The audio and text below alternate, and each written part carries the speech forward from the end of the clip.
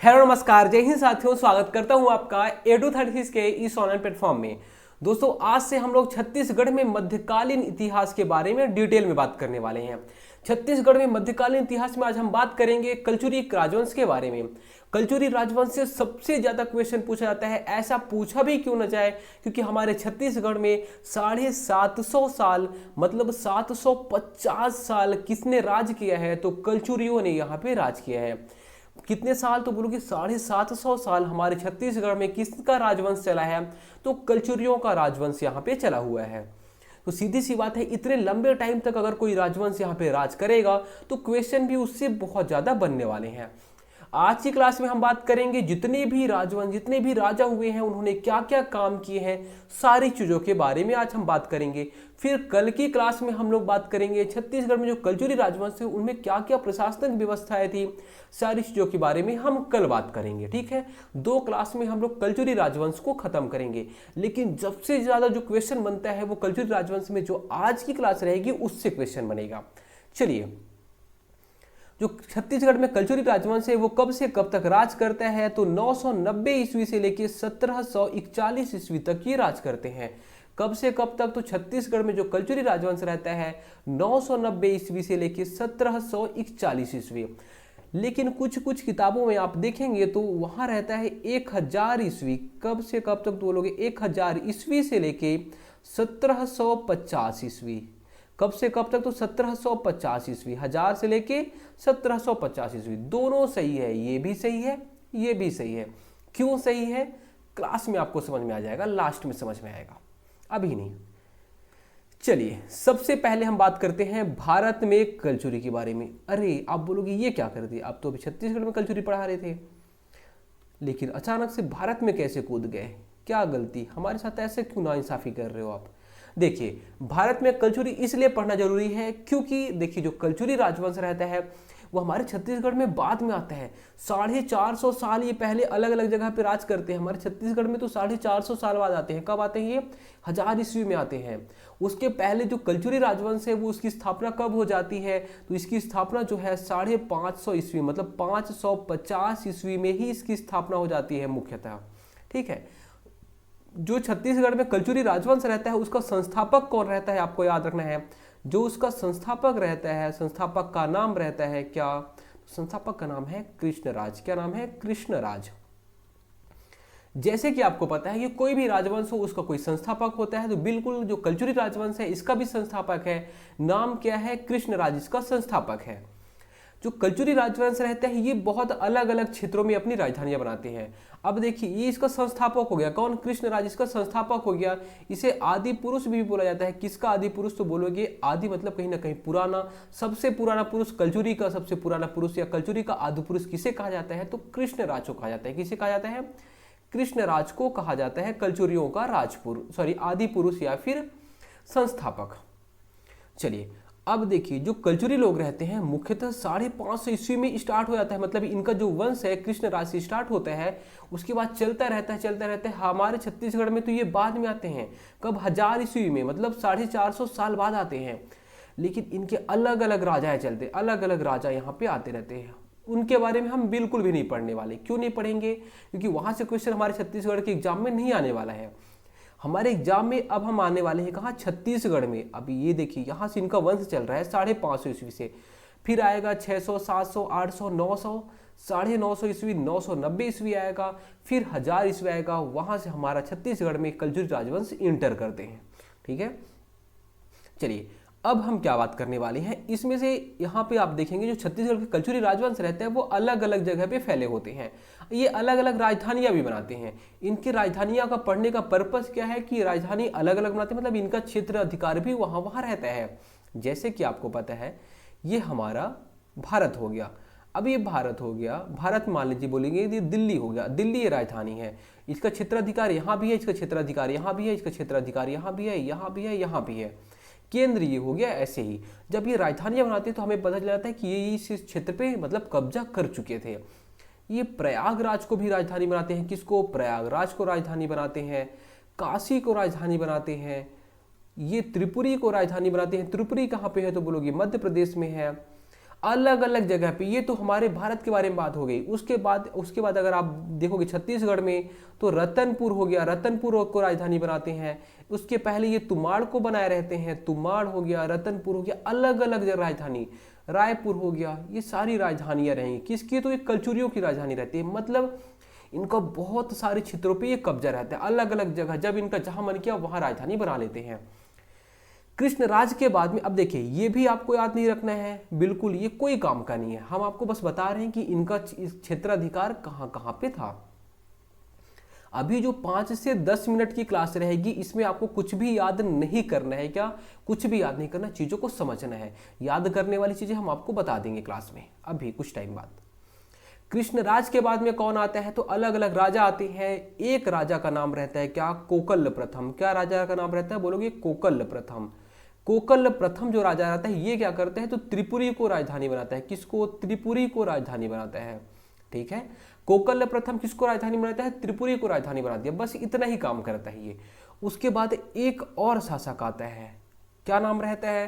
तो इसका नाम रहता है शंकरगढ़, शंकरगढ़ द्वितीय। यहां पे कृष्ण राज के बाद में शंकरगढ़ प्रथम आता है, हमें बिल्कुल भी याद नहीं रखना है। शंकरगढ़ द्वितीय आता है, इसे मुग्धतुंग बोला जाता है। क्या बोला जाता है? मुग्धतुंग बोला जाता है, मुग्धतुंग भी इसे कहा जाता है। ठीक है, किसको? शंकरगढ़ द्वितीय को मुग्धतुंग भी कहा जाता है। ये करता क्या है? ये एक्चुअल में बहुत बलशाली होता है, बहुत पावरफुल होता है। ये बहुत पावरफुल होता है, ये अलग अलग क्षेत्रों को जीत लेता है। अब देखिए यहां पे मान लीजिए ये हमारा प्यारा सा भारत हो गया, यहाँ पे ये लोग हैं। अभी त्रिपुरी राजधानी है, बिल्कुल यहाँ पे, मतलब जबलपुर में है। ये इसका जो क्षेत्राधिकार रहता है, यहाँ गुजरात तक कब्जा कर लेता है। इसके अलावा यहाँ से लेके यूपी के, यहाँ यूपी के बाद में यहाँ बगल में क्या है? नेपाल है। नेपाल तक इसका क्षेत्राधिकार हो जाता है। सोच सकते हैं कि यहाँ गुजरात, इधर नेपाल, यहाँ बीच में है ये। उसके अलावा ये वाला जो क्षेत्र है, यहाँ पे सीधी सी बात इसका कब्जा रहेगा ही रहेगा। ये पूरा का पूरा क्षेत्राधिकार किसके में रहता है? तो शंकरगढ़ द्वितीय मुग्धतुंग के अधिकार में रहता है। शंकरगढ़ द्वितीय जो मुग्धतुंग है, इसके बाद में कौन शासक बनता है? तो इसके बाद में शासक बनता है लक्ष्मण राज। कौन बनता है? लक्ष्मण राज। ठीक है, देखिए अब जो शंकरगढ़ द्वितीय जब ये बनता है शासक, तो ये बोलता है ठीक, हम यहाँ पे एक केंद्र बनाएंगे, हम त्रिपुरी से शासन करेंगे, लेकिन इसको शाखाओं में बांट देते हैं, हम अकेले हमारे बस का नहीं है। जैसे कि आपको पता है भारत हो गया, अब यहाँ पे दिल्ली है, दिल्ली राजधानी है, लेकिन इसके अलावा भी अलग अलग राज्य हो गए। जैसे हमारा छत्तीसगढ़ हो गया, छत्तीसगढ़ की राजधानी बोलोगे रायपुर हो गई। इसको अलग अलग क्यों बांटा गया? क्योंकि प्रशासनिक दृष्टि से ये क्या हो रहेगा? सुविधाजनक रहेगा। यहाँ पे प्रशासन करना अधिक आसान हो जाएगा, इसलिए यहाँ दिल्ली से शासन को न चला के अलग अलग राज्यों में हमने बांट दिया है। ठीक है, वैसे ये क्या करता है? तो शंकरगढ़ द्वितीय जो रहता है, ये बोलता है कि ठीक है, अलग अलग क्षेत्रों में इसको बांट देता है। किसको? जहाँ पे इसका कब्जा रहता है। लक्ष्मण राज रहता है, लक्ष्मण राज ही शासक बनता है उसके बाद में। अब जब लक्ष्मण राज यहाँ पे किसका? तो त्रिपुरी का शासक बनता है। किसका? त्रिपुरी का। अब ये त्रिपुरी का ही शासक ये भी बना गया, ये भी बन गया। अब इसको इतना सारा चीज मिल गया इतने बड़े क्षेत्र का। अब उस टाइम पे जब ये अलग अलग क्षेत्रों में बांटा रहता है, तो ये हमारा जो क्षेत्र है वो तुमाड़ के अंतर्गत में आता है। मतलब एक ब्रांच हो गया, ये ब्रांच हो गया तुमाड़। ठीक है, अब तुमाड़ में क्या हो गया? यहाँ पे जो सोमवंशी रहते हैं, कौन? सोमवंशी। हमारे छत्तीसगढ़ में आपको पता है सोमवंशी, पांडुवंशी है। नाम याद है क्या? बोलोगे बिल्कुल याद है। तो उड़ीसा में भी सोमवंशी थे, इसके अलावा मैकल के पांडुवंशी थे। छत्तीसगढ़ में जो दक्षिण कौशल थे, वहाँ के अलग अलग जगह के पांडुवंशी लोग रहते हैं। ये जो पांडुवंशी लोग हैं, ये क्या करते हैं? तो यहाँ पे जो ये कलचुरी हैं, कलचुरियों पे आक्रमण कर देते हैं और इनको हरा देते हैं। कब? तो ये जब लक्ष्मण राज रहता है, लक्ष्मण राज त्रिपुरी में रहता है। कहाँ पे रहता है? ये त्रिपुरी में रहता है। मतलब एक तरीके से आप बोल सकते हैं कि ये प्रधानमंत्री है। अब लेकिन मान लीजिए हमारे छत्तीसगढ़ में यहाँ पे कुछ अटैक होता है, तो यहाँ पे कौन संभालेगा? विष्णुदेव साय जी मत संभालेंगे। बोलेंगे अरे यार ये विष्णुदेव साय जी को हरा देगा, तो सीधी सी बात वहाँ से प्रधानमंत्री का ऑर्डर आएगा, देखो यार वहाँ पे छत्तीसगढ़ में क्या हो रहा है। सेम वैसे जब तुमाड़ को हरा देता है, अब तुमाड़ को कौन हराया? सोमवंशी लोग हरा दिए। तो लक्ष्मण राज गुस्से में क्या होता है? गुस्सा हो जाता है और बोलता है, किसको भेजता है वहाँ से? कलिंग राज को भेजता है। किसको? कलिंग राज को वहाँ से भेजता है। बोलता है जाओ देखो यार क्या चल क्या रहे यहाँ पे, कहाँ पे? तुमाड़ में क्या चल रहा है आखिर। जब ये कलिंग राज तुमाड़ जाता है, तो तुमाड़ के जो क्षेत्र रहते हैं सोमवंशी लोग को हरा देता है। ये पहली बात तो सोमवंशी लोग जो रहते हैं वो तुमाड़ के क्षेत्र में जो राजा रहता है उसको हरा देता है।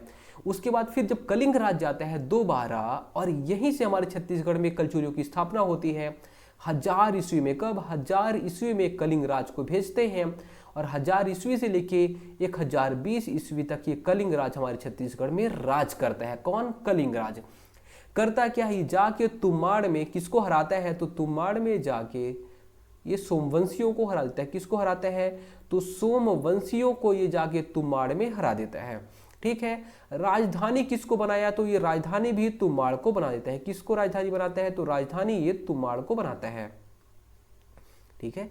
उम्मीद करता हूं ये सारी चीजें आपको समझ में आ गई होंगी, ये स्लाइड आपको समझ में आ गया होगा। एक बार फिर से इस स्लाइड को समझते हैं, उसके बाद देखिए अब आपको और मजा आने वाला है। देखिए भारत में कलचुरी 550 ईस्वी से शुरू होते हैं और ये चलते तो बहुत देर तक 1750 ईस्वी तक तो हमारे छत्तीसगढ़ में ही ये चलते हैं। अब इसका जो संस्थापक रहता है कौन रहता है? कृष्णराज इसका संस्थापक रहता है। कौन? कृष्णराज भारत में कलचुरियों का आदि पुरुष रहता है या फिर संस्थापक होता है। कृष्णराज के बाद में बहुत सारे राजा आते हैं, हम उनके बारे में बिल्कुल भी नहीं पढ़ना। उसके बाद देखिए ये जो राजधानियां रहती हैं इनकी अलग अलग राजधानियां रहती हैं। आपको राजधानियां भी बिल्कुल भी याद नहीं करने हैं, बस आप एक बार पढ़ लेना कि इनका क्षेत्राधिकार अलग अलग जगह पे था। कभी प्रयागराज, कभी काशी, कभी त्रिपुरी, उसके बाद रतनपुर, तुमाड़, अलग अलग जगह इनका राजकाज चलता है। ठीक है। उसके बाद क्या होता है? जो कृष्ण राज के बाद में बहुत सारे राजा आते हैं। एक आता है कोकल प्रथम। जब कोकल प्रथम रहता है वो त्रिपुरी में यहाँ पे क्या बनता है? तो राजा बनता है। त्रिपुरी का राजा जो रहता है वो क्या करता है? तो कोकल प्रथम बनता है। त्रिपुरी हमारे छत्तीसगढ़ से नजदीक है तो यहाँ से आसान रहता है यहाँ पे हमारे छत्तीसगढ़ में शासन करना। लेकिन क्या होता है? शंकरगढ़ जो द्वितीय है ये इसे क्या बोलते थे? इसके मुग्धतुंग बोलते थे। ये भी हमारे छत्तीसगढ़ में ही मतलब पूरे क्षेत्र में जितने भी क्षेत्र हैं, यहाँ मान लीजिए हमारा भारत है तो ये वाले क्षेत्रों को जो जीते हैं सारे क्षेत्र में ये राज कर रहा था। लेकिन बोलते हम त्रिपुरी में रहेंगे, लेकिन हमारे छत्तीसगढ़ के लिए बोला कि ठीक है यार, एक आध किसी छोटे मोटे इंसान को भेज दिया। ठीक है। उसके बाद शंकरगढ़ द्वितीय के बाद में लक्ष्मण राज आया। ये भी अलग अलग जगह, अभी इसकी अलग अलग ब्रांच हो गई। किसकी? त्रिपुरी की अलग अलग ब्रांच। मेन सेंट्रल वाला तो ये हो गया त्रिपुरी वाला, है ना। उसके बाद फिर ये अलग अलग ब्रांच बनती है। लक्ष्मण राज रहता है। लक्ष्मण राज जब त्रिपुरी का शासक बनता है उसी के टाइम पे हमारे छत्तीसगढ़ में तुमाड़ है वहां पे अटैक करते हैं सोमवंशी लोग। जब तुमाड़ में जो सोमवंशी लोग अटैक करते हैं तो ये कौन जीत जाता है? तो कलचुरी लोग हार जाते हैं और सोमवंशी जीत जाते हैं। उसके बाद ये लक्ष्मण राज को गुस्सा आता है और किसको भेजता है? तो कलिंग राज को भेजता है। और यहीं से हमारी असली कहानी शुरू होती है। कहाँ से? तो 1000 ईस्वी से लेके 1020 ईस्वी तक से हमारी असली कहानी शुरू होती है। किसके काल से? तो बोलोगे कलिंग राज। तो पहला राजा हमारे छत्तीसगढ़ का बोलोगे कलचुरियों में तो कलिंग राज पहला राजा रहता है। राजधानी किसको बनाता है? तुमाड़ को। क्यों बनाता है? क्योंकि तुमाड़ को फिर से छीन लेता है सोमवंशियों से जाके सोमवंशियों को हरा देता है। ये सोमवंशियों को हरा के तुमाड़ को राजधानी बना लिया। अब बोलते हैं अब मैं तुमाड़ में बैठूंगा, अब और जिसके पास ताकत है। चलिए अब हमारी ताकत दिखाते हैं, अब हम क्लास को और अच्छे से पढ़ेंगे। चलिए कलिंग राज हो गया था, अब हम कमल राज के बारे में पढ़ते हैं। किसके बारे में? कमल राज के बारे में पढ़ते हैं। ये जो कमल राज है ये कब से कब तक शासन करता है? कलिंग राज 1000 से 1020 ईस्वी तक किया। जो कमल राज है 1020 से लेके 1045 ईस्वी तक ये शासन करता है। ठीक है। कलचुरी का दूसरा राजा रहता है। राजधानी किसको बनाएगा? राजधानी जो थी वही। ये बोलते हैं मैं राजधानी चेंज नहीं करूंगा, बिल्कुल नहीं, मेरे पास टाइम ही नहीं है। चलो ये तुमाड़ को ही राजधानी रहने देता है। किसको? तुमाड़ को ही राजधानी रहने देता है। देखिए अभी हमने आपको एक चीज बताया था। क्या बताया था? कि जो ये मान लीजिए भारत हो गया, यहाँ त्रिपुरी है, त्रिपुरी जबलपुर में है, ये हमारा छत्तीसगढ़ है। अब ये त्रिपुरी के जो राजा रहते थे इनका क्षेत्राधिकार यहाँ से यहाँ तक रहता था। लेकिन बीच बीच में छोटे छोटे जो राजा रहते थे वो फुदकते रहते थे, कूदते रहते थे। जैसे सोमवंशी लोग कूदे तो फिर कलिंग राज ने हरा दिया। वैसे ही क्या होता है? तो जब ये कमल राज हमारे छत्तीसगढ़ में कलचुरी में यहाँ पे इसको जिम्मेदारी दी जाती है। यहाँ पे त्रिपुरी में एक शासक रहता है। कौन? गांगेय देव। क्या नाम रहता है इसका? गांगेय देव। त्रिपुरी का जो मेन शासक रहता है गांगेय देव। ठीक है।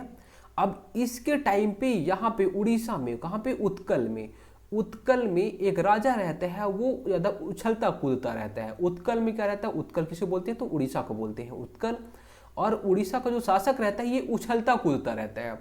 इस वजह से जो गांगेय देव रहता है, गांगेय देव बोलता है कि ठीक है यार, हम तो त्रिपुरी में हैं, जबलपुर में, हमें छत्तीसगढ़ तो आना ही पड़ेगा, तभी तो हम उड़ीसा जाएंगे, रास्ते में छत्तीसगढ़ पड़ रहा है। तो ये क्या बोलता है कि भाई कमल राज तुम ही जाओ यार, थोड़ा सा देख लो इन लोग को, किसको, उत्कल वालों को देख लो। तो जो गांगेय देव रहता है ये त्रिपुरी शासक रहता है। त्रिपुरी शासक गांगेय देव किसको जिम्मेदारी देता है, उत्कल या फिर उड़ीसा वालों से निपटने के लिए, तो कमल राज को जिम्मेदारी देता है। ठीक है, तो ये त्रिपुरी शासक कौन, त्रिपुरी शासक गांगेय देव द्वारा कमल राज है ना, कमल राज ये कहाँ का शासक रहता है, हमारे छत्तीसगढ़ का। तो कमल राज को उत्कल अभियान में भेजा जाता है। कहाँ पे, तो उत्कल या फिर उड़ीसा अभियान के लिए भेजा जाता है। कहाँ पे, तो बोलोगे उड़ीसा अभियान के लिए भेजा जाता है। ठीक है, अभी जो कमल राज रहता है, कमल राज बोलता है कि हम अकेले नहीं जाएंगे, हम साथ में लेके जाएंगे। किसको जाएंगे, तो इसका एक सेनापति रहता है, नाम क्या रहता है, तो साहिल करके एक सेनापति रहता है। तो कमल राज और साहिल ये दोनों जाते हैं कहाँ पे, तो उड़ीसा अभियान में जाते हैं, और ये जाके उड़ीसा वालों को हरा देते हैं। किसको, उत्कल या उड़ीसा वालों को हरा देते हैं। तो आपको कमल राज के बारे में इतना याद रखना है कि इसकी राजधानी तुमाड़ रहती है, और त्रिपुरी शासक जो गांगेय देव है ये बोलता है कि जा, और इसको ऑर्डर देता है, किसको, कमल राज को। तो कमल राज और साहिल ये दो लोग जाते हैं उत्कल अभियान में और जीत के आ जाते हैं। उसके बाद कहानी देखिए, उसके बाद जो कहानी आती है वो है रत्नदेव प्रथम की। किसकी, तो रत्नदेव प्रथम की। रत्नदेव प्रथम कब से कब तक शासन करता है, तो 1045 ईस्वी से लेके 1065 ईस्वी तक। कब तक, तो 1045 ईस्वी से लेके 1065 ईस्वी तक ये शासन करते हैं। ठीक है, ये जो रत्नदेव आता है तो पहला तो यही काम करता है कि हम अपने नाम पर ही एक शहर की स्थापना कर लेता है, एक नगर की स्थापना कर लेता है। नाम क्या रहता है, तो रतनपुर। रतनपुर नगर की स्थापना, रतनपुर नगर की स्थापना कौन करता है, तो रतनपुर नगर की स्थापना जो है वो रत्नदेव प्रथम करता है। तो रतनपुर नगर की स्थापना कौन करता है, रत्नदेव करता है अपने नाम पर।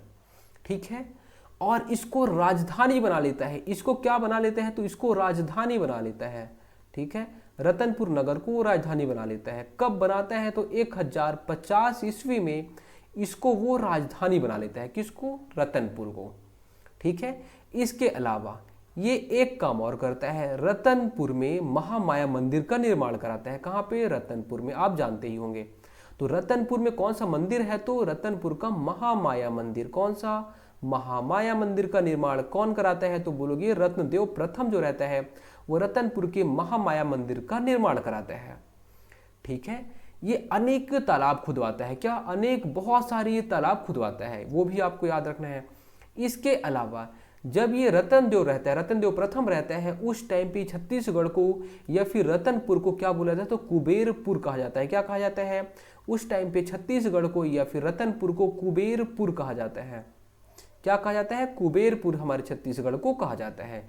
तो रत्नदेव प्रथम रतनपुर नगर की स्थापना, राजधानी बनाता है 1050 ईस्वी में। ठीक है, रतनपुर नगर की स्थापना अपने नाम पर और उसे ही राजधानी बना लिया 1050 ईस्वी में। रतनपुर के महामाया मंदिर का निर्माण किसने कराया, तो रत्नदेव प्रथम ने कराया।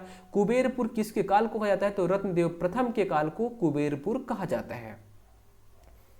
उसके बाद देखिए अब कौन आता है, तो पृथ्वीदेव प्रथम आता है। कौन आता है, पृथ्वीदेव प्रथम। देखिए आपको सारी चीजें याद होंगी, आज क्लास में ही याद होंगी, कैसे याद नहीं होंगी, बिल्कुल याद होंगी। अब बस ध्यान से सुनिएगा, अभी रिवीजन कराएंगे। पृथ्वीदेव प्रथम जो आता है वो क्या करता है, तो ये सबसे पहले, ठीक है, राजधानी रत्नदेव प्रथम ने चेंज कर दिया। बोलेगा कि अब मैं कुछ नहीं करने वाला, पहले तो मैं अपने आप एक उपाधि ले लेता हूं। कौन सी उपाधि, सकल कोसलाधिपति की उपाधि। कौन सी, सकल कोसलाधिपति की उपाधि यह धारण करता है, अधिपति की उपाधि धारण करता है। कौन, पृथ्वीदेव प्रथम। ठीक है, पृथ्वीदेव प्रथम पहला काम क्या करता है, सकल कोसलाधिपति की उपाधि धारण करता है, पहला काम करता है ये। दूसरा काम क्या करता है, यह रतनपुर में ही राजधानी रहती है, वहां पे पृथ्वी देवेश्वर तालाब का निर्माण कराता है। किसका, तो पृथ्वी देवेश्वर। कौन से, तो पृथ्वी देवेश्वर तालाब का निर्माण कराता है। किसका? पृथ्वी देवेश्वर तालाब का निर्माण कौन कराता है? तो रत्नदेव प्रथम पृथ्वी देवेश्वर तालाब का निर्माण कराता है। और वहां पे ये मंदिर भी है, ठीक है, पृथ्वी देवेश्वर मंदिर का भी निर्माण कराता है और तालाब के भी निर्माण कराता है ये, ठीक है। चलिए, और जो पृथ्वी देवेश्वर तालाब है या फिर मंदिर है वो किसका मंदिर है? तो आपको याद रखना है, देखिए पृथ्वी देवेश्वर, यहाँ पे तालाब भी है और यहाँ पे मंदिर भी है, दोनों चीजें हैं। ये जो मंदिर है वो किसका मंदिर है? तो शिव मंदिर है। किसका मंदिर है? शिव मंदिर है, आपको ये भी याद रखना है। चलिए, उसके अलावा इसके बहुत सारे ताम्रपत्र प्राप्त हुए हैं। क्या प्राप्त हुए हैं? तो बोलोगे ताम्रपत्र प्राप्त हुए हैं। क्या क्या? तो बोलोगे अलग अलग जगह, जैसे रायपुर हो गया, रायपुर से इसका ताम्रपत्र प्राप्त हुआ, रायपुर से। मेन जो इसका ताम्रपत्र है वो है अमोदा, ठीक है, अमोदा से ताम्रपत्र प्राप्त हुआ है। कहां से? अमोदा से। जो अमोदा का ताम्रपत्र प्राप्त हुआ है उसके अनुसार, देखिए ताम्रपत्र मतलब तांबे का, यहां पे मान लीजिए ये तांबे का है, ठीक है। अब हमने यहां पे लिख लिया, क्या लिख दिया यहां पे कि हम पाकिस्तान से नफरत करते हैं, ऐसा करके मान लीजिए हम लिख देते हैं। हम नफरत नहीं करते, वहां के लोग अच्छे हैं, वहां की जो लीडरशिप है वो खराब है, वहां के लोग अच्छे हैं। हर जगह के लोग अच्छे होते हैं, लीडरशिप खराब होती है। चलिए, तो मान लीजिए कि हम ऐसे कुछ भी लिख देते हैं, ऐसा लिख देते हैं, तांबे में भी लिखेंगे, लोहे में लिखेंगे, सारी चीजें बहुत लंबे समय तक रहेंगी। अगर हम कागज में लिखेंगे तो क्या होगा? दिमाग खा जाएगा, खत्म कहानी हो जाएगी। तो जो अमोदा का ताम्रपत्र है, क्या है? तो ताम्रपत्र है। वहां के अनुसार, वो जो ताम्रपत्र के अनुसार में ये जो पृथ्वीदेव प्रथम है वो 21,000 गांव का स्वामी था। कितने? तो 21,000 गांव का ये स्वामी था, ठीक है, गांव का स्वामी था। स्वामी था मतलब ये राजा था। अब इसको क्या मिलेगा? बोलोगे राजा को क्या मिलेगा? भाई वहां से टैक्स, जैसे अभी सरकार को हम क्या देते हैं? टैक्स देते हैं। वैसे ये लोग उस टाइम पे तो टैक्स चलता नहीं था, तो क्या है, जो भी जिससे बोल दिया ठीक है भाई तुम 2 बोरा धान दे दो, ठीक है, तुम 1 बोरा गेहूं दे दो, ऐसा अलग अलग इनका ये चलता था। तो 21,000 गांव का स्वामी कौन? तो अमोदा ताम्रपत्र के अनुसार पृथ्वीदेव प्रथम था, ठीक है। चलिए, अब हम बात करते हैं किसके बारे में? जाजल्यदेव प्रथम के बारे में। किसके बारे में? जाजल्यदेव प्रथम के बारे में। जाजल्यदेव प्रथम, जो जाजल्यदेव प्रथम है ये आता है तो ये थोड़ा सा ज्यादा ही मतलब खतरनाक टाइप का होता है। ये क्या करता है पता है?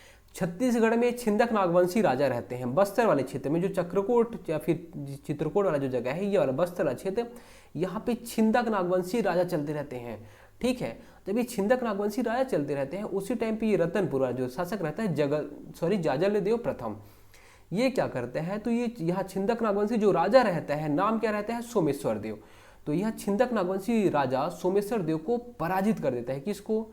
छिंदक नागवंशी राजा। छिंदक नागवंशी राजा कौन? तो बोलोगे सोमेश्वर देव। सोमेश्वर देव को हरा देता है। किसको? सोमेश्वर देव को हरा देता है। ये किसको हरा देता है? तो बोलोगे सोमेश्वर देव को ये हरा देता है। कौन से वंश का राजा रहता है? तो छिंदक नागवंशी वंश का राजा रहता है। कहां पे? तो यहां पे देख सकते हैं आप, ठीक है।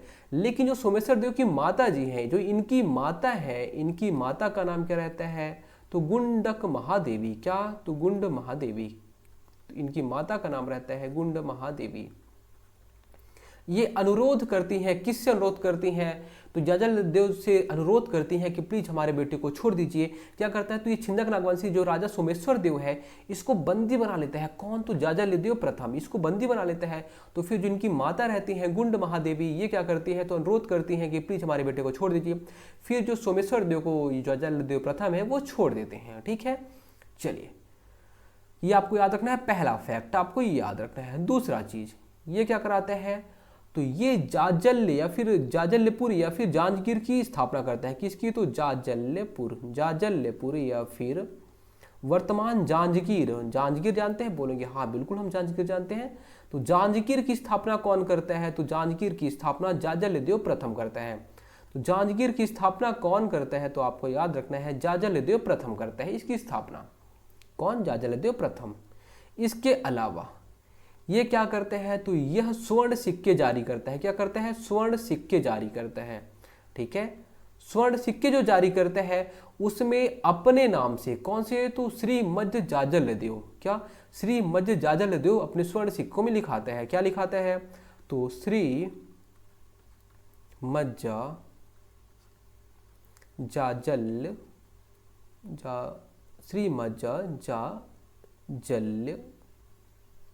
जाजल्य देव, है ना, ठीक है। या फिर गज एवं गज शार्दुल, क्या गज शार्दुल भी लिखाता है, ठीक है, दो चीजें लिखाता है, श्री मज जाजल देव या फिर गज शार्दुल लिखाता है, ठीक है, गज शार्दुल, दो चीजें ये अपने स्वर्ण सिक्कों में लिखाता है, ठीक है। तो जाजल देव में क्या क्या चीजें आपको याद रखनी है, छिंदक नागवंशी सोमेश्वर देव को ये हराता है, जाजलपुर या फिर जांजगीर नगर की स्थापना करता है, स्वर्ण सिक्के जारी करता है, उसमें क्या लिखा रहता है, तो श्री मज्जा जाजल देव एवं गज शार्दुल लिखा रहता है, ठीक है। इसके अलावा एक फैक्ट और आपको याद रखने हैं, क्या चीज यहाँ पे याद रखना है, तो इसी के टाइम पर, किसके टाइम पर, इसी के टाइम पर पाली के शिव मंदिर का जीर्णोद्धार कराया गया था, किसके, पाली के शिव मंदिर का जीर्णोद्धार, पाली का जो शिव मंदिर है, पाली का शिव मंदिर जो है उसका निर्माण किसने कराया था, तो आपको याद रहना चाहिए, हमने लास्ट क्लास में बताया था, कौन, तो बोलोगे बाणवंशी शासक विक्रमादित्य, कौन, विक्रमादित्य इसका निर्माण कराता है, विक्रमादित्य जो रहता है उसका निर्माण कराता है। इसको जीर्णोद्धार कौन कराता है, तो जीर्णोद्धार कौन कराता है, जाजल्य देव, ठीक है। तो जाजल्य देव इसका जीर्णोद्धार कराता है, जीर्णोद्धार, ठीक है। जीर्णोद्धार कौन कराए, जीर्णोद्धार का मतलब क्या होता है, कोई भी इमारत रहती है वो टूटने लग जाती है। अब मान लीजिए जो मंदिर बना हुआ था वो धीरे धीरे ये क्या खराब होने लग जाता है, तो इसको फिर से एक तरीके से उसमें फिर से प्लास्टर वगैरह कर दिए, उसको ठीक कर दिए, तो उसको बोलते हैं हम लोग जीर्णोद्धार। तो जो पाली का शिव मंदिर है उसको बनाया किसने, तो आपको याद रखना है निर्माणकर्ता बाणवंशी शासक विक्रमादित्य रहते हैं। जीर्णोद्धार कौन कराता है, तो ये जो शिव मंदिर रहता है इस शिव मंदिर का निर्माण जीर्णोद्धार जाजल्य देव प्रथम कराते हैं। इतने सारे फैक्ट आपको याद रखने हैं। एक बार चीजों को पहले हम रिवीजन करते हैं। कहां से रिवीजन करेंगे हम, कमल राज से। कलिंग राज के बारे में हमने आपको पहले ही बता दिया था। कमल राज, कौन, कमल राज 1020 से 1045 ईस्वी तक ये शासन करते हैं। राजधानी ये बोलते हैं हम वही रहने देंगे, तुमाड़ को ही रहने देंगे, ठीक है। इसके टाइम पे जब कमल राज रहता है, तो कमल राज जब यहाँ पे शासन करता रहता है, तो जो त्रिपुरी का शासक रहता है गांगेय देव, ये उस टाइम पे, इसी के टाइम पे ये उछलता कूदता कौन है, तो उत्कल का एक शासक रहता है। तो जो गांगेय देव रहता है बोलता है कि यार मुझे छत्तीसगढ़ आना पड़ेगा, यहाँ से ऐसे घूमते हुए जाना पड़ेगा, एक काम करो यार, कौन, एक कमल राज भाई, तुम एक काम करो, थोड़ा सा उड़ीसा वालों से निपट लो। अब इसके पास में पड़ रहा है, तो उड़ीसा वालों से निपटने के लिए कौन जाता है, तो कमल राज जाता है। कमल राज बोलते हैं मैं अकेले नहीं जाऊंगा इतना बड़ा जगह में, साहिल लोग को लेके जाता है, किसको, तो साहिल और कमल राज दोनों लोग जाते हैं उड़ीसा अभियान में, ठीक है। चलिए, उम्मीद करता हूँ ये चीजें आपको समझ में आ गई होंगी। उसके बाद देखिए रत्नदेव प्रथम कब से कब तक शासक बनता है, तो 1045 से 1065 ईस्वी तक ये शासन करता है। कौन, रत्नदेव प्रथम। 1045 से 1065 बहुत इंपॉर्टेंट है, क्यों, क्योंकि रतनपुर राजधानी बनती है 1050 में, और उसके पहले ये शासन कहाँ से कर रहा था, कहाँ इसको राजधानी बनाता है, जब 1045 से लेके 1050 तक ये तुमाड़ से ही शासन करता है। कहाँ से, तुमाड़ से ही शासन करता है। कौन, रत्नदेव प्रथम 5 साल तुमाड़ से ही शासन करता है। फिर ये रतनपुर नगर की स्थापना करता है। कोई भी चीज हो स्थापना करने में टाइम लगता है। 5 साल बाद ये रतनपुर नगर की स्थापना कर देता है, फिर उसको राजधानी बना देता है। अब आपके एग्जाम में क्वेश्चन बार बार क्या पूछता है कि तुमाड़ से किसने किसने शासन किया।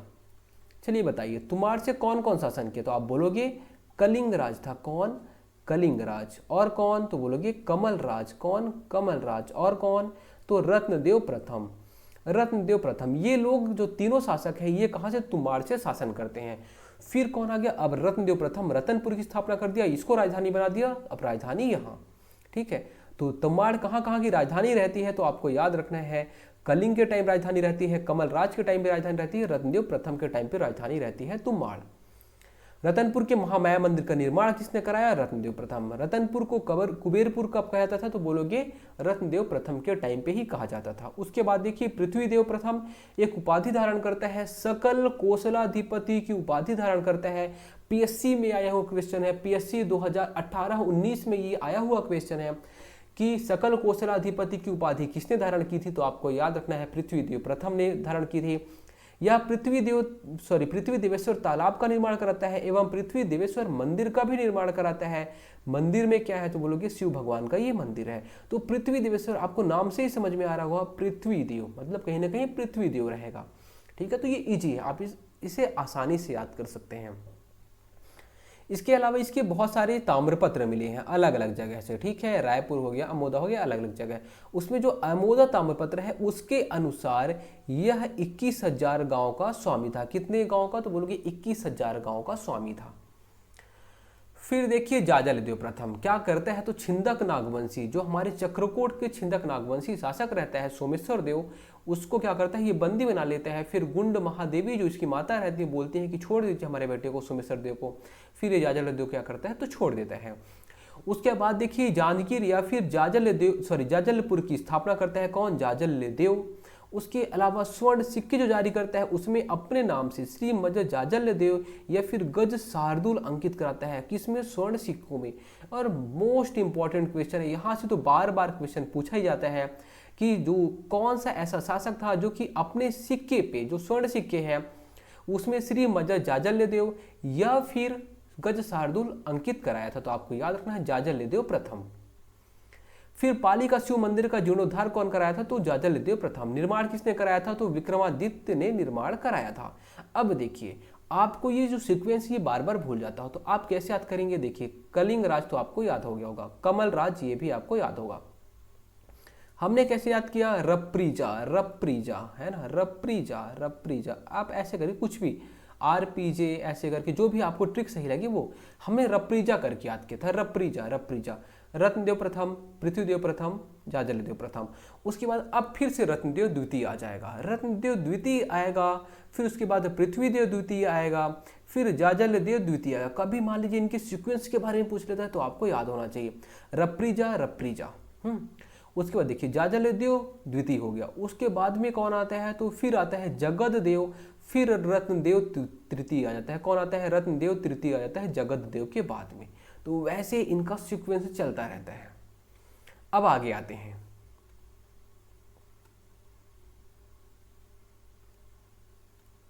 चलिए जाजलदेव हो गया। अब हम बात करने वाले हैं किसके बारे में? रत्नदेव द्वितीय के बारे में।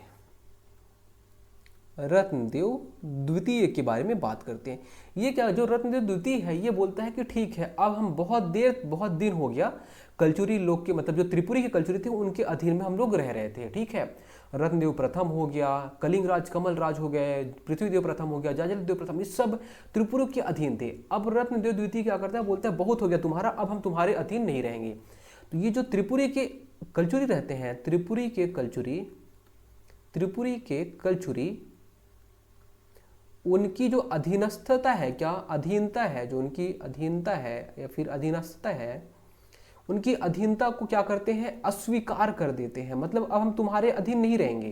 क्या बोल देता है? अब हम तुम्हारे अधीन नहीं रहेंगे, अब हम स्वतंत्र हो गए हैं, ठीक है। कौन? रत्नदेव द्वितीय जो रहता है वो त्रिपुरी के जो कलचुरी राजा रहते हैं, त्रिपुरी ही के जो कलचुरी राजा है उन्हीं के अंडर में तो ये लोग रहते हैं हमारे छत्तीसगढ़ वाले। लेकिन क्या बोलते हैं रत्नदेव द्वितीय कि हम तुम्हारे अंडर में नहीं रहेंगे, ठीक है। तो ये क्या, अब ये अलग अपनी स्वतंत्रता की घोषणा कर देता है। कौन? रत्नदेव द्वितीय। इसीलिए क्या होता है, जो त्रिपुरी के एक राजा रहता है, नाम क्या रहता है? तो त्रिपुरी का एक राजा रहता है, नाम रहता है गयाकर्ण। गयाकर्ण क्या करता है? तो यह छत्तीसगढ़ में आक्रमण कर देता है। कहाँ पे? रतनपुर में। तो गयाकर्ण जो रहता है वो आक्रमण कर देता है किसके किसके बीच में? तो बोलोगे यहाँ पे आप ऐसे साइन बना लीजिएगा, ऐसे देखिए जब भारत पाकिस्तान का मैच होता है तो यहाँ पे भारत हो जाएगा, भारत का एक इमेज बन जाता है, यहाँ पे पाकिस्तान के कोई जो कैप्टन रहेगा उसका इमेज बन जाता है। बीच में ऐसे ही बिजली की लाइन जाती है, आपने न्यूज में जरूर देखो ऐसे, सेम ऐसे गयाकर्ण हो गया और रत्नदेव द्वितीय, ठीक है, रत्नदेव द्वितीय, ये दोनों के बीच में लड़ाई हो जाती है और जीतता कौन है? तो रत्नदेव द्वितीय जो है वो जीत जाता है। दोनों के बीच में लड़ाई हुई, रत्नदेव द्वितीय जीत जाता है, ठीक है। इसके अलावा इसके टाइम में बहुत मतलब लड़ाकू टाइप का इंसान था, इसीलिए तो बोला कि हम त्रिपुरी वालों की हम अधीनता स्वीकार ही नहीं करेंगे, ठीक है। तो त्रिपुरी के जो कल्चर राजा रहते हैं गयाकर्ण और रत्नदेव द्वितीय, इनकी लड़ाई हो जाती है, तो रत्नदेव द्वितीय जो रहता है वो जीत जाता है। इसके अलावा उड़ीसा का शासक रहता है, कौन? उड़ीसा का शासक, एक उड़ीसा का शासक रहता है, कौन? तो अनंत वर्मा चोड़गंग, ठीक है। कौन? अनंत वर्मा चोड़गंग, अनंत वर्मा चोड़गंग, ठीक है। कहां का शासक रहता है? तो उड़ीसा का। इसका और इसका, किसका? रत्नदेव द्वितीय का, इसका भी लड़ाई हो गया यहाँ पे, ठीक है। किसका, तो जो अनंत वर्मा चोडगंग है और ये जो रत्नदेव द्वितीय है इसका भी लड़ाई हो जाता है। यहाँ भी कौन जीत जाता है, तो यहाँ भी रत्नदेव द्वितीय जीत जाता है। ठीक है, इसके अलावा बंगाल में पाल वाला जो वंश चलता रहता है, इन बंगाल वालों से भी लड़ाई हो जाता है, वहां भी रत्नदेव द्वितीय जीत जाता है। मतलब लड़ाई की बात की जाएगी तो आप रत्नदेव द्वितीय याद रखना है। ठीक है, लड़ाई मतलब रत्नदेव द्वितीय। ठीक है, इतनी सारी लड़ाइयां लड़ता है, इसे क्या बोला जाता है, तो इसे 36 विधाओं का दाता कहा जाता है। क्या बोला जाता है, 36 विधाओं का दाता कहा जाता है। 36 विधाओं का दाता, 36 विधाओं का दाता किसे कहा जाता है, तो रत्नदेव द्वितीय को कहा जाता है। देखिए कितनी सारी लड़ाई लड़ी है। त्रिपुरी के कलचुरी वालों को हरा दिया है, उड़ीसा के जो शासक रहते हैं अनंत वर्मा चोडगंग उनको हरा देता है, बंगाल के शासक आते हैं उनको भी हरा देता है। बड़ा खतरनाक शासक रहता है ये। उसके बाद देखिए, अब हम उसके बाद किसके बारे में बात करेंगे, जाजलदेव द्वितीय के बारे में। किसके बारे में, जाजलदेव द्वितीय। जाजलदेव द्वितीय। ठीक है, क्या कौन कौन हो गया, सॉरी यहाँ पे रत्नदेव द्वितीय हो गया। रत्नदेव द्वितीय के बारे में हम बात करेंगे, सॉरी पृथ्वीदेव द्वितीय के बारे में। किसके बारे में, पृथ्वीदेव द्वितीय। उसके बाद में ये आएगा पृथ्वीदेव द्वितीय। यहाँ पे थोड़ा सा करेक्शन कर लीजिएगा, पृथ्वीदेव द्वितीय, पृथ्वीदेव द्वितीय। इसके बाद हम लोग बात करेंगे किसके बारे में, जाजलदेव द्वितीय के बारे में। जो पृथ्वीदेव द्वितीय रहता है इसके टाइम में क्या होता है, तो इसके 3 पुत्र रहते हैं। पृथ्वीदेव द्वितीय के 3 पुत्र रहते हैं। कौन, तो इसके अलग अलग पुत्र रहते हैं। उसमें से एक पुत्र रहता है अकाल देव। कौन, इसके 3 पुत्र हो गए, उसमें से एक पुत्र रहता है अकाल देव। इसका नाम भी देख रहे हैं, अकाल हो गया। अकाल देव है, क्या करेगा, तो ये अपने नाम पर ही अब बोलता है कि ठीक है मेरे नाम में ही अकाल है, मतलब कोई मतलब अकाल सूखाग्रस्त है ना, इसके नाम में ही सूखा है, तो क्या करता है, ठीक है अकलतरा की स्थापना करता है। किसकी, अकलतरा की स्थापना करता है। अपने नाम पर ही एक स्थान की स्थापना करता है, अकलतरा। कौन सा, तो अकलतरा की स्थापना कौन करता है, अकाल देव अकलतरा की स्थापना करता है। एवं इसके अलावा एक बहुत इंपॉर्टेंट काम होता है इसके टाइम पे, इसका जो सेनापति रहता है नाम क्या रहता है, तो जगपाल देव। इसका एक सामंत रहता है, सेनापति नहीं, इसका सामंत रहता है, नाम क्या रहता है, जगपाल देव। इसका जो सामंत रहता है जगपाल देव, वो काम क्या करता है, तो वह राजीव लोचन मंदिर का जीर्णोद्धार कराता है। कौन से मंदिर का, तो जो जगपाल देव है वह राजीव लोचन मंदिर का जीर्णोद्धार, किसका, तो राजीव लोचन मंदिर का, राजीव लोचन मंदिर का जीर्णोद्धार कराता है। ठीक है, मंदिर का जीर्णोद्धार कौन कराया, तो राजीव लोचन मंदिर का जीर्णोद्धार कौन कराया, जगपाल देव। किसका शासक था, तो बोलोगे किसका सामंत था, बोलोगे पृथ्वीदेव द्वितीय का। ठीक है, जो राजीव लोचन मंदिर का निर्माण किसने कराया था, ये भी आपको पता होना चाहिए। कौन, तो बोलोगे नलवंशी शासक। कौन, नलवंशी शासक बताइए कौन कौन कौन, याद करने की कोशिश करिए। नलवंशी शासक कौन, तो बोलोगे विलासतुंग। कौन, विलासतुंग। याद आया, अगर नहीं याद आया मतलब आपने रिवीजन नहीं किया है तो कहां से याद आएगा। ठीक है, नलवंशी शासक विलासतुंग ने राजीव लोचन मंदिर का निर्माण कराया था। ठीक है, ये तो हम उम्मीद करते हैं कि आपको नलवंशी शासक विलासतुंग ने राजीव लोचन मंदिर का निर्माण कराया था, ये याद होगा। जीर्णोद्धार किसने कराया, तो आप हमेशा देखिए इस सारी चीजों में आप बहुत भूलेंगे। देखिए कैसे याद करेंगे, ये पृथ्वी है और पृथ्वी में जीव है। क्या है, पृथ्वी में जीव है, पृथ्वी है, पृथ्वी में जीव है, पृथ्वी में जीव है। ठीक है, और जीव को भगवान पालते हैं, जग में पाला जाता है, जीवों को जग में पाला जाता है। ठीक है, तो अगर मान लीजिए शासक का नाम पूछे कि हाँ कौन से शासक के टाइम में राजीव लोचन मंदिर का जीर्णोद्धार कराया गया, तो पृथ्वीदेव द्वितीय के टाइम पे। और अगर आपसे पूछ लेता है कि किसने कराया था, तो आपको याद रखना है जगपाल देव। ठीक है, जगपाल देव। उसके बाद देखिए, हाँ यहाँ पे एक फैक्ट ये रहेगा कि सबसे ज्यादा जो अभिलेख प्राप्त हुए हैं, सर्वाधिक जो अभिलेख प्राप्त हुए हैं वो इसी के अभिलेख प्राप्त हुए हैं। ठीक है, सर्वाधिक जो अभिलेख प्राप्त हुए हैं, सर्वाधिक अभिलेख किसके प्राप्त हुए हैं, तो पृथ्वीदेव द्वितीय के प्राप्त हुए हैं। उसके बाद जाजलदेव द्वितीय, इसके बारे में हमें कुछ भी नहीं पढ़ना। ठीक है, उतना इंपॉर्टेंट है ही नहीं। फिर कौन आता है, तो जाजलदेव द्वितीय के बाद में आता है जगददेव। कौन आता है, जगददेव। जगददेव के बारे में हमें कुछ पढ़ना है क्या, नहीं पढ़ना। फिर कौन आता है, रत्नदेव तृतीय। कौन आता है, रत्नदेव तृतीय आता है, रत्नदेव तृतीय। इसके बारे में हम पढ़ेंगे, ज्यादा नहीं पढ़ेंगे, थोड़ा सा ही पढ़ेंगे। अगली स्लाइड में पढ़ते हैं।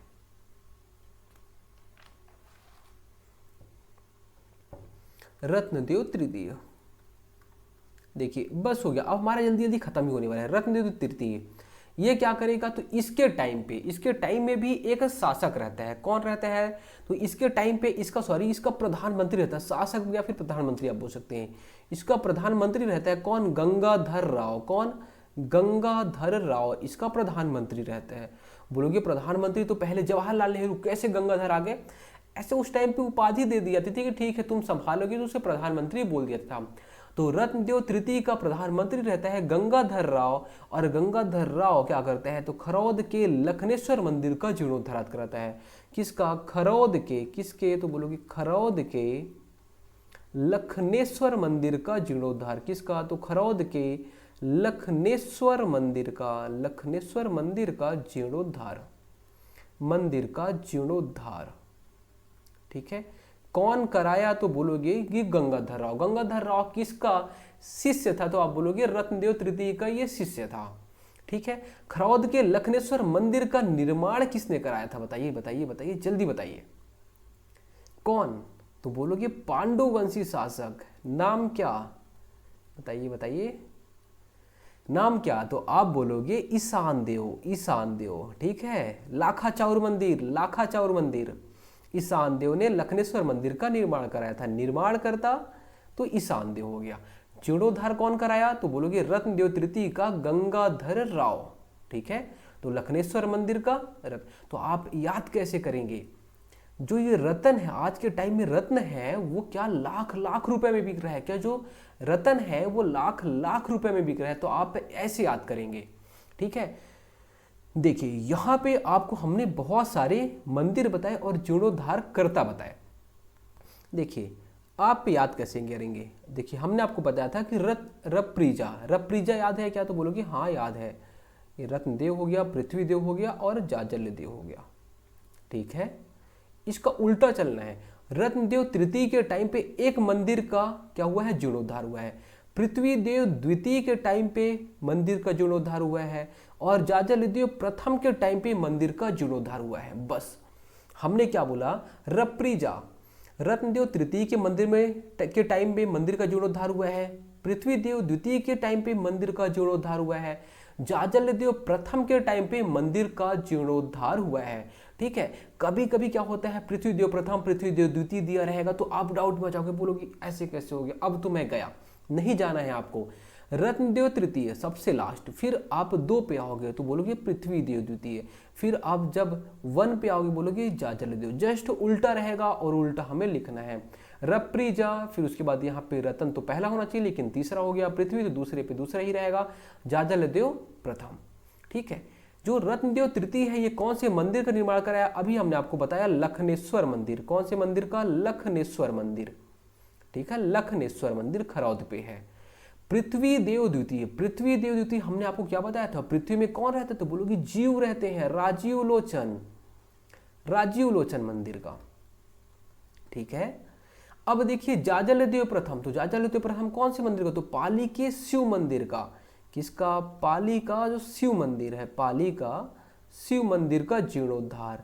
ठीक है, पाली के शिव मंदिर का जीर्णोद्धार। देखिए लखनेश्वर मंदिर का निर्माण किसने कराया, ईशान देव ने कराया। राजीव लोचन मंदिर का निर्माण किसने कराया, नलवंशी शासक विलासतुंग ने कराया था। पाली के शिव मंदिर का निर्माण किसने कराया था, तो बोलोगे विक्रमादित्य, बाणवंशी शासक विक्रमादित्य ने कराया था। जीर्णोद्धार कराने वाले लोग का भी नाम आपको याद रखना ही है, कैसे भी करके आप याद रखेंगे। आपको हमने ट्रिक भी बता दिया, रप्रीजा जस्ट उल्टा ही रहना चाहिए। तो रत्नदेव तृतीय का रत्नदेव तृतीय ने किसका कराया था, तो लखनेश्वर। तो जो रतन रहता है वो लाख लाख रुपए में, पृथ्वी में जीव रहता है। और देखिए यहाँ पे जाजलदेव, आप इसे कैसे याद करेंगे, जा भाई जा, कौन पालेगा, मतलब हमारा पालन पोषण कौन करेगा, शिव भगवान करेंगे। कौन करेगा, शिव भगवान करेंगे। उम्मीद करता हूँ ये आपको याद हो गया होगा। रत्न लाखों रुपए में बिक रहा है, पृथ्वी में जीव है, जा भाई जा, कौन पालेगा, तो बोलोगे शिव भगवान हमें पालन पोषण कर लेंगे। ठीक है, चलिए और आगे चलते हैं। अब हमें नई स्लाइड लेनी पड़ेगी क्योंकि सारी स्लाइड कंप्लीट हो चुकी हैं। देखिए लिख लिख के पढ़ाने में बहुत सारा टाइम जाता है, बहुत ज़्यादा टाइम जाता है। ठीक है, अब हम रत्नदेव तृतीय के बाद हम बात करते हैं किसके बारे में, प्रतापमल के बारे में। किसके बारे में, प्रतापमल। प्रतापमल, इसके बारे में हमें ज़्यादा कुछ याद ही नहीं रखना। प्रतापमल के बारे में हमें कुछ याद नहीं रखना। ये बस ये 1198 ईस्वी से, मतलब इसके बस 1200 ईस्वी के आसपास में आता है और 1225 ईस्वी तक रहता है। ईस्वी के बारे में आप याद रखेंगे क्या, बिल्कुल नहीं याद रखना है। होता क्या है कि इसके बाद लगभग 300 साल तक जो भी शासक आते हैं उनके बारे में हमें कोई अभिलेख ही नहीं पता चला। मतलब जो अब इसके बाद में कितने सौ साल, तो बोलोगे 300 साल तक हमें किसी के बारे में पता ही नहीं चला, क्योंकि हमें कोई अभिलेख ही नहीं मिला। अभिलेख नहीं मिला तो हम कैसे बता दें कि कौन आया था इस टाइम पे, रमेश आया था कि सुरेश आया था कि महेश आया था, कि मतलब अलग अलग कोई भी कौन कौन से राजा आए थे इनके बारे में, तो कोई भी अब इनके बारे में हमें अभिलेख ही नहीं पता रहेगा तो कैसे पता करेंगे। ठीक है, इसलिए इस टाइम को क्या बोला जाता है, तो इसे अंधकार युग बोला जाता है। क्या बोला जाता है, इसे अंधकार युग बोला जाता है। ठीक है, अब प्रतापमल के बाद कौन आता है, अब देखिए कितने साल है, तो 300 साल हो जाता है लगभग। अब देखिए कितने साल, तो लगभग ये 1500 ईस्वी के आसपास। कितने, 1500 ईस्वी के आसपास। टाइम आप बिल्कुल भी याद नहीं रखेंगे। ठीक है, इस टाइम पे कौन शासक बनता है, तो वाहरिंद्र बनता है। कौन, वाहरिंद्र। वाहरिंद्र या फिर वाहरसाय बोलते हैं। क्या बोलते हैं, वाहरसाय। ठीक है, ये शासक बनता है। वाहरिंद्र या फिर वाहरसाय शासक बनता है। कहाँ का बोलोगे, हाँ वही जो कलचुरी वंश था उसी का शासक। अब बीच में 300 साल इनका कोई पता ही नहीं चला। ये क्या करता है, तो ये जो राजधानी रहती है, पहला बोलता है कि ठीक है 300 साल तक तो कुछ पता ही नहीं चला। अब जो राजधानी रहती है वो राजधानी को यह रतनपुर से, कहाँ से, तो रतनपुर से। अभी तक सोचो ये रतनपुर ही राजधानी रहती है। रतनपुर से राजधानी को कहाँ शिफ्ट कर देता है, तो कोसगई। कहाँ पे, तो कोसगई, छुरी कोसगई, कोरबा, है ना। तो कोसगई में ये शिफ्ट कर देता है। कहाँ पे, कोसगई में शिफ्ट कर देता है राजधानी को। ठीक है, रतनपुर से कोसगई, कहाँ कौन राजधानी शिफ्ट किया, तो वाहरिंद्र साय ने किया। ठीक है, इसके बारे में हमें पता कहाँ से चलता है, तो जो कोसगई से हमें अभिलेख मिला है। ठीक है, कोसगई से हमें, कोसगई अभिलेख से हमें पता चलता है। यहाँ पे कोसगई जो जगह है वहाँ से एक हमें अभिलेख मिल गया और अभिलेख से पता चल गया कि वाहरिंद्र साय या फिर वाहरसाय था, वह रतनपुर से कोसगई को क्या राजधानी ले गया था, और वहीं से हमें अभिलेख और शिलालेख मिले हैं। क्या मिले हैं, शिलालेख मिले हैं। ठीक है, वाहरिंद्र साय के बारे में आपको इतना ही याद रखना है। उसके बाद आता है कल्याण साय। कल्याण साय कौन आता है, कल्याण साय आता है। ठीक है, देखिए बहुत सारे शासक हैं, अलग अलग शासक, आपको एक बार में तो बहुत डाउट होने वाला है। ठीक है, अब देखिए एक बार हम पहले थोड़ा सा रिवीजन कर लेते हैं, थोड़ा सा आगे से बढ़ने से पहले, नहीं तो आपको बहुत दिक्कत हो जाएगी। जाजलदेव प्रथम तक हमारी कहानी हो गई थी। अब रत्नदेव द्वितीय, हमने आपको क्या बताया था, लड़ाकू है। क्या करेगा, तो बोलेगा त्रिपुरी की जो कलचुरी राजा रहते थे उनकी अधीनता स्वीकार कर देते हैं। तो वहाँ का शासक रहता है गयाकर्ण और रत्नदेव द्वितीय के बीच में लड़ाई हो जाती है। कौन जीतेगा, रत्नदेव द्वितीय। फिर उड़ीसा का अनंत वर्मा चोडगंग रहता है, उसका और रत्नदेव द्वितीय का लड़ाई हो जाता है। इधर त्रिपुरी का, मतलब आप बोल सकते हैं कि जो रत्नदेव द्वितीय रहता है यहाँ बीच में फंसा रहता है। त्रिपुरी वाले से लड़ाई हो गया, किससे, तो गयाकर्ण से लड़ाई हो गया, और यहाँ पे अनंत वर्मा चोडगंग से लड़ाई हो गया। त्रिपुरी वाले को हरा देता है, फिर उसके बाद अनंत वर्मा चोडगंग को हरा देता है, दोनों को हरा देता है। यहाँ बंगाल वाले आते हैं, गोड़ शासक रहते हैं, इनको भी हरा देते हैं, वो सबको हरा देते हैं। ठीक है, कौन, रत्नदेव द्वितीय। इसे 36 विधाओं का ज्ञाता कहा जाता है। उसके बाद देखिए, उसके बाद आता है पृथ्वीदेव द्वितीय। पृथ्वीदेव द्वितीय, तो इसके 3 पुत्र रहते हैं, उसमें से एक पुत्र रहता है अकालदेव। अकालदेव क्या करते हैं, तो अकलतरा की स्थापना कर देते हैं। इसका एक सामंत रहता है, नाम क्या रहता है, तो जगपाल देव। जगपाल देव क्या करता है, जीर्णोद्धार कराता है राजीव लोचन मंदिर का। पृथ्वीदेव द्वितीय का एक सामंत रहता है जगपाल देव, और जगपाल देव राजीव लोचन मंदिर का जीर्णोद्धार कराता है। इसका निर्माण किसने कराया था, नलवंशी शासक विलास तुंग ने कराया था। हमने आपको बताया था पृथ्वी में क्या रहता है, तो पृथ्वी में जीव रहता है, और जीवों का जगत में पालन किया जाता है। ठीक है, फिर जाजलदेव द्वितीय आता है, फिर जगतदेव आता है, उसके बाद रत्नदेव तृतीय आता है। रत्नदेव तृतीय के बारे में हम इस स्लाइड में देखेंगे। इसका प्रधानमंत्री रहता है कौन, गंगाधर राव। गंगाधर राव क्या करता है, तो खरौद के लखनेश्वर मंदिर का जीर्णोद्धार कराता है। किसका, तो खरौद के लखनेश्वर मंदिर का जीर्णोद्धार कौन कराता है, रत्नदेव तृतीय कराता है। इसका निर्माण कौन कराता है, तो पांडुवंशी शासक ईशान देव इसका निर्माण कराते हैं, और जीर्णोद्धार, रत्नदेव तृतीय। हमने आपको ट्रिक से बताया कि रत्नदेव तृतीय हो गया, पृथ्वीदेव द्वितीय हो गया, जलदेव प्रथम। जस्ट उल्टा, रप्रीजा इसका उल्टा, 3 2 1। रत्न तृतीय क्या कहता है तो बोलोगे रतन, रतन महंगा रहता है, लाख लाख रुपए में रहता है। पृथ्वी, पृथ्वी में क्या है तो जीव है, पृथ्वी में जीव है, ठीक है।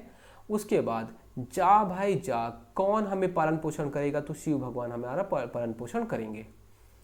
उसके बाद देखिए प्रतापमल आता है। प्रतापमल के बाद में 300 साल तक हमें कुछ पता ही नहीं चलता, हमें अंधकार युग बोल देते हैं। उसके बाद वाहरेंद्र साय आता है, वाहर साय आता है जिसे बोलते हैं। ये रतनपुर से राजधानी कोस गई या फिर छुरी कोस गई जिसे हम बोलते हैं, क्या बोलते हैं, छुरी कोस गई, ठीक है। ये कहाँ पे है तो कोरबा जिले में है। कहाँ पे है, कोरबा जिले में। वहाँ राजधानी शिफ्ट कर देता है और कोसगई अभिलेख से हमें पता चलता है, कोसगई शिलालेख से, ठीक है। अब हम किसके बारे में बात करेंगे, हम अब बात करने वाले हैं कल्याण साय के बारे में। उसके बाद देखिए कल्याण साय के बारे में, किसके बारे में, कल्याण साय के बारे में। कल्याण साय के बारे में क्या हुआ है तो हमें एक राजस्व पुस्तिका मिली है। क्या मिला हुआ है तो हमें राजस्व पुस्तिका मिला है कल्याण साय के बारे में। जो राजस्व पुस्तिका मिला उससे ये पता चला क्या राजस्व पुस्तिका इसका प्राप्त हुआ, किसका, कल्याण साय का राजस्व पुस्तिका मिला। जो कल्याण साय का राजस्व पुस्तिका मिला उसमें उसके थ्रू क्या करता है तो एक ब्रिटिश कौन बंदोबस्त अधिकारी रहता है, कौन तो एक फर्स्ट जो ब्रिटिश बंदोबस्त अधिकारी रहता है कहाँ का तो रतनपुर का, पहला अंग्रेज या फिर ब्रिटिश बंदोबस्त अधिकारी। कौन, बंदोबस्त अधिकारी। जो अंग्रेज या फिर ब्रिटिश जो बंदोबस्त अधिकारी रहता है वो देखता है कि यहाँ पे जो इसने राजस्व पुस्तिका बनाई है, उसी के आधार पर अगर मैं ये छत्तीसगढ़ को 2 भागों में डिवाइड कर दूं तो बहुत अच्छा हो जाएगा, हमें क्या हो जाएगा, राजस्व लेने में मदद मिल जाएगी। मतलब ठीक है, चलो ये मान लीजिए हमारा छत्तीसगढ़ हो गया, इसको 2 भागों में डिवाइड कर देते हैं। चलो 10 बोरा तुम लोग देना, 10 बोरा हम लोग। जो ये यहाँ पे डिवाइड कर रहे हैं 18 गढ़ इधर, 18 गढ़ इधर, किसने किया तो राजस्व पुस्तिका के आधार पर ही कौन करता है तो फर्स्ट अंग्रेज बंदोबस्त अधिकारी नाम क्या रहता है तो मिस्टर चिसम। क्या रहता है, मिस्टर चिसम। पहला अंग्रेज बंदोबस्त अधिकारी रहता है, नाम मिस्टर चिसम। ये क्या करता है, बोलता है कि जैसे तुम्हारी राजस्व पुस्तिका है कल्याण साय जी बहुत अच्छी है, अब हम क्या करने वाले हैं इसी को बेस बनाएंगे। और ये जो राजस्व पुस्तिका में क्या लिखा था तो ये जो शिवनाथ नदी है वो 2 भागों में बांट रही थी। 18 गढ़ इधर के, 18 गढ़ इधर के, 10 बोरा तुम देना, 10 बोरा हम देंगे, ऐसे राजस्व डिसाइड कर लिए थे। ऐसा 10 बोरा नहीं था, ये हम आपको बता रहे हैं। बाकी 2 भागों में डिवाइड किया था, 18 गढ़ इधर, 18 गढ़ इधर, ठीक है। तो किस बेस पर डिसाइड किया गया था तो बोलोगे कल्याण साय की जो राजस्व पुस्तिका थी उसके बेस पर, ठीक है। किसने बोला कि ठीक है हम 18 गढ़ को डिवाइड करेंगे, तो यह 18 गढ़ को डिवाइड किया था किसने तो मिस्टर चिसम ने। किसने तो मिस्टर चिसम ने 18 गढ़ को डिवाइड किया था, किसके, राजस्व पुस्तिका के बेस पे, पुस्तिका के आधार पर, पुस्तिका के आधार पर आपको याद रखना है। उसके बाद और आगे देखिए कल्याण साय हो गया। कल्याण साय के बारे में आपको इतना याद रखना है। इसके अलावा जो कल्याण साय है वो किसके समकालीन था आपको याद रखना है, अकबर के समकालीन। किसके, अकबर के समकालीन। कुछ लोग बोलते हैं कि जहांगीर के समकालीन। किसके, जहांगीर के समकालीन। तो यह अकबर और जहांगीर के समकालीन मतलब उसके टाइम पे था, ठीक है। किसके टाइम पे बोलोगे, अकबर और जहांगीर के समकालीन था। अकबर के समकालीन था और यह 8 वर्ष तक इसको अकबर ने कैद रखा था। कितना, 8 वर्ष कैद रखा था। किसने कैद रखा था तो बोलोगे अकबर ने इसे 8 वर्ष तक कैद रखा था, ठीक है। आखिर पता कैसे चला तो बाबू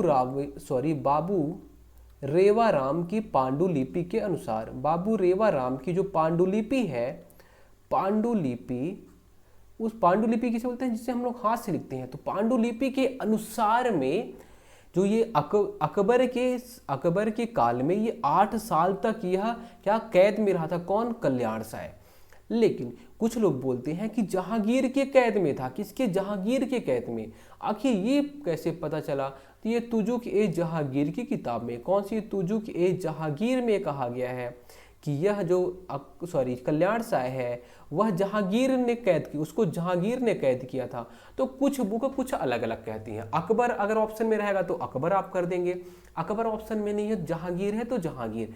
ठीक है, तो हमें पता कैसे चला, 8 साल कैद रहेगा। कौन 8 साल कैद रहता है? कल्याण शाह। ठीक है, या तो अकबर के टाइम पे या तो जहांगीर के टाइम पे, जो भी दिख गया आप मार देना राइट।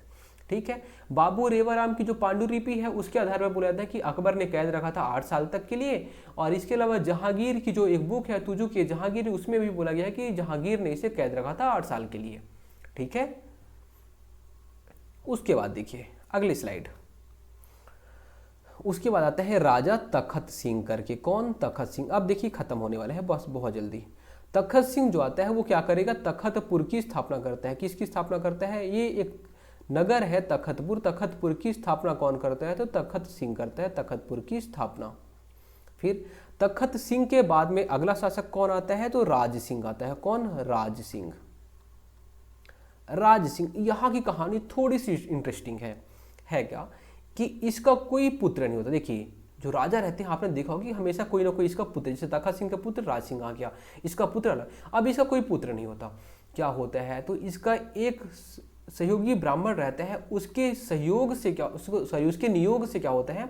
तो एक पुत्र की प्राप्ति होती है। नाम क्या रहता है? तो विश्वनाथ उसका नाम रहता है।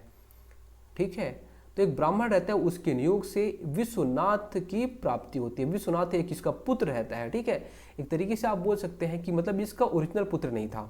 ठीक है, इसकी प्राप्ति होती है। किसकी? तो एक पुत्र के रूप में विश्वनाथ की प्राप्ति होती है, लेकिन इसका एक्चुअल पुत्र नहीं है। ठीक है, एक तरीके से वो ब्राह्मण का पुत्र है, वो जो दूसरा ब्राह्मण था।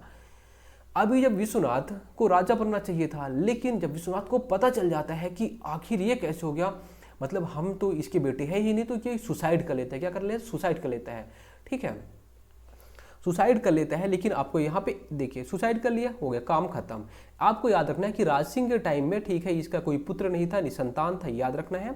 इसके अलावा एक कवि रहता है इसके टाइम पे। ठीक है, वो कवि बहुत फेमस है। नाम क्या है? तो इसका जो कवि का नाम है वो है गोपाल मिश्र। क्या है? गोपाल मिश्र। आपने गोपाल मिश्र का नाम जरूर सुना होगा। इसके टाइम पे कवि रहता है गोपाल मिश्र। कौन सी कविता लिखता है, कौन सा कहानी लिखता है? तो बोलोगे खूब तमाशा। खूब तमाशा, खूब तमाशा आपने जरूर नाम सुना होगा। खूब तमाशा कौन सी मध्यकालीन छत्तीसगढ़ के इतिहास में आती है, कलचुरी कालीन कविता है ये। किसने लिखा है? तो गोपाल मिश्र ने लिखा है। गोपाल मिश्र किसका आश्रय कवि था? तो राज सिंह का आश्रय कवि। गोपाल मिश्र किसका आश्रय कवि? राज सिंह का आश्रय कवि। इसका कोई बेटा नहीं था, तो गोपाल मिश्र जो कवि था उसको ये रख लिया था, बोला था ठीक है तुम कविता बोलो और अच्छा सा खूब तमाशा करो। अब बच्चे तो है नहीं, तो चलो तमाशा तुम ही करो। तो गोपाल मिश्र क्या कर रहे थे? तमाशा कर रहे थे, है ना। तो राज सिंह का जो दरबारी कवि था क्या नाम था? गोपाल मिश्र।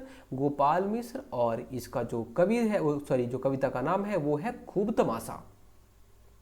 ठीक है, उसके बाद देखिए, उसके बाद में सरदार सिंह राजा बनता है। ठीक है, अभी क्या होता है कि जो ये राजा ये जो यहाँ पे जो राज सिंह रहता है, राज सिंह बोलता है कि ठीक है हम अब उसके बाद तो यहाँ पे कोई है नहीं, तो बोलता है कि ठीक हमारे जो चाचा हैं मोहन सिंह, उनको हम क्या बनाएंगे? उनको हम शासक बनाएंगे। यहाँ कहानी बस आपको याद रखना है, कहानी आप याद रहे या ना रहे उतना इंपॉर्टेंट नहीं है। ठीक है, यहाँ पे हम आपको बस बता दे रहे हैं। राज सिंह का जो चाचा रहते हैं मोहन को बोलता है राज सिंह कि ठीक है हमारे बाद में मोहन जो सिंह है वो राजा बनेंगे। लेकिन मोहन सिंह क्या है? शिकार पे जाए रहते हैं। तो उस टाइम पे इसका जो एक और रहता है सरदार सिंह करके, एक इसका क्या रहता है? तो चाचा या कुछ रहता है, इसका रिलेटिव रहता है। तो सरदार सिंह क्या करता है? राजा बन जाता है। कौन? सरदार सिंह इसका राजा बन जाता है। ठीक है, तो अगला राजा कौन हो गया? सरदार सिंह हो गया। उसके बाद फिर लास्ट राजा, सरदार सिंह भी कोई काम नहीं करता, मोहन सिंह भी कोई भी काम का नहीं है। लास्ट में राजा जो हुआ वो हुआ रघुनाथ सिंह। अब रघुनाथ सिंह के बारे में यहाँ पे पढ़ते हैं। रघुनाथ सिंह, ठीक है, अब ये रघुनाथ सिंह क्या इसका बेटा है? सरदार सिंह का बेटा है? बिल्कुल नहीं, सरदार सिंह का भाई है रघुनाथ सिंह। ठीक है, इसका कोई बेटा नहीं होता, इसका भाई है। कौन? तो सरदार सिंह का भाई है रघुनाथ सिंह। सरदार सिंह का भाई है ये, सरदार सिंह का भाई है रघुनाथ सिंह।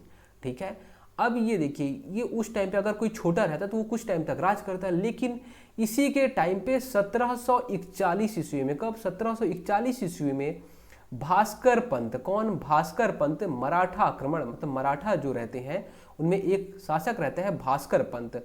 भास्कर पंत आक्रमण कर देता है। कौन? तो बोलोगे भास्कर पंत जो रहता है वो आक्रमण कर देता है। कब?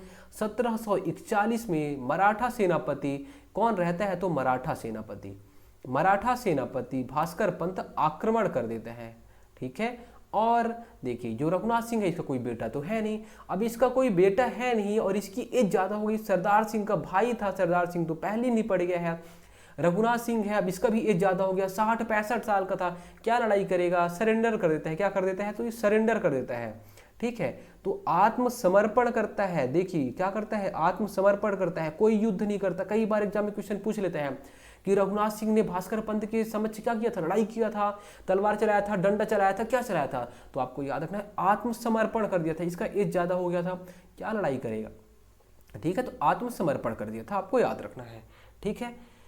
यहां से आपको कहानी जो थी रतनपुर के कलचुरियों की, ये कहानी समाप्त हो जाती है। ठीक है। देखिए इसके अलावा आपको एक चीज और याद रखना है कि जो शिवाजी है, आपको पता होगा मराठा सेनापति शिवाजी, मराठा में थे शिवाजी। ठीक है। ये जो शिवाजी रहते हैं, शिवाजी रतनपुर की यात्रा में आए रहते हैं। होता क्या, थोड़ा सा बस समझ लीजिए। वो रतनपुर आते हैं, बस हमारे लिए उतना ही इंपॉर्टेंट है। शिवाजी की जो रतनपुर यात्रा है तो होती कैसी है कि उनको ना यहाँ पे औरंगजेब, यहाँ पे कहाँ पे? आगरा में। आगरा पता है क्या? बोलोगे हाँ यूपी में आता है आगरा। आगरा में क्या है तो अपने कब्जे में मतलब कैद में रखते हैं। ये क्या करते हैं तो छद्म वेश मतलब वेश बदल के वहां से जेल से फरार हो जाते हैं, मतलब उनके जो कैद से फरार हो जाते हैं। ये उसके बाद ये प्रयागराज, काशी ऐसे घूमते घूमते घूमते घूमते आते हैं कहाँ पे? सरगुजा के जंगल में।